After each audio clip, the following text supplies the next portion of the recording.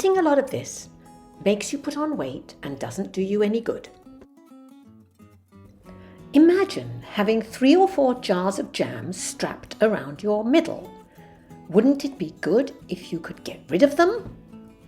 Just for 1 month, try to be strong-minded and don't eat things like this.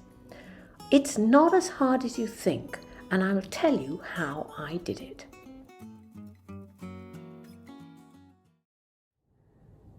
Hello everyone. Today is number 1 in my series of 4 videos in the May makeover. And this one is how to cut down on sugar. I'm going to tell you why this is important, and I'll start with a little story. About 3 years ago, my doctor said to me, "You have got early onset type 2 diabetes, and I strongly advise you to cut down on sugar." But what he also said to me was, you actually have a choice. You can go on medication and eat what you like, but you'll probably be on medication for the rest of your life, or you can try to manage it yourself. So it won't surprise you to know that I chose the second way. And this is what I'm going to show you. Now, I know that you are probably not worried about diabetes at all, but the reason why it's a good idea to cut down on sugar is that you will automatically be cutting down on fat and carbohydrate at the same time. If you want to get rid of those jam jar sized fatty bits in the middle, there's one way to do it, and that is to eat less. It is a sad fact that if you want to be smaller, you have to eat smaller amounts. And I'm going to try and encourage you today by showing you some really exciting ways to do this. You may think at first that these amounts are really too small. I think that if you keep to it for a couple of weeks, you will begin to realize that this is helping you and it's actually making you feel better. So at the end of this video, I'm going to show you a really stunning little dessert. I have put the idea up before, but not in this form. And what you're going to see is something you and your friends would just love to eat at the end of the meal. So here it is, coming up. But first, some practical ideas. Instead of colourful sugary sweets, try one of these instead. Instead of sweet biscuits with your cup of tea, try these, chocolate pearls by Godiva. Just eat 3 or 4, they are great. When birthday cake is on offer, try hard and just take 1 spoonful. Don't just go without. Make something for yourself. These are little triangles of cheesecake with a coulis and berries.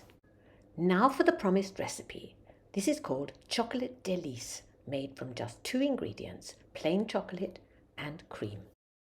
You need 250 ml of single cream and the same quantity, 250 grams of plain chocolate.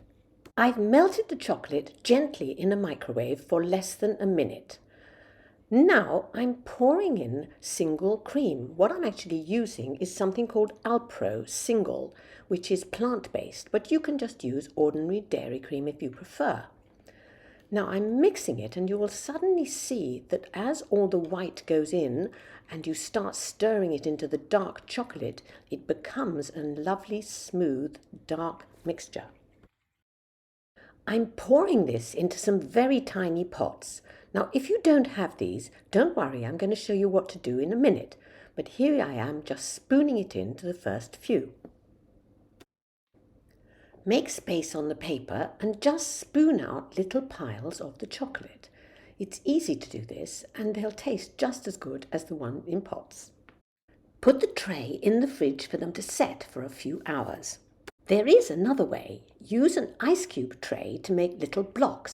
Pop it in the freezer till they're firm. To make the chocolate swirls, you need to use a forcing bag.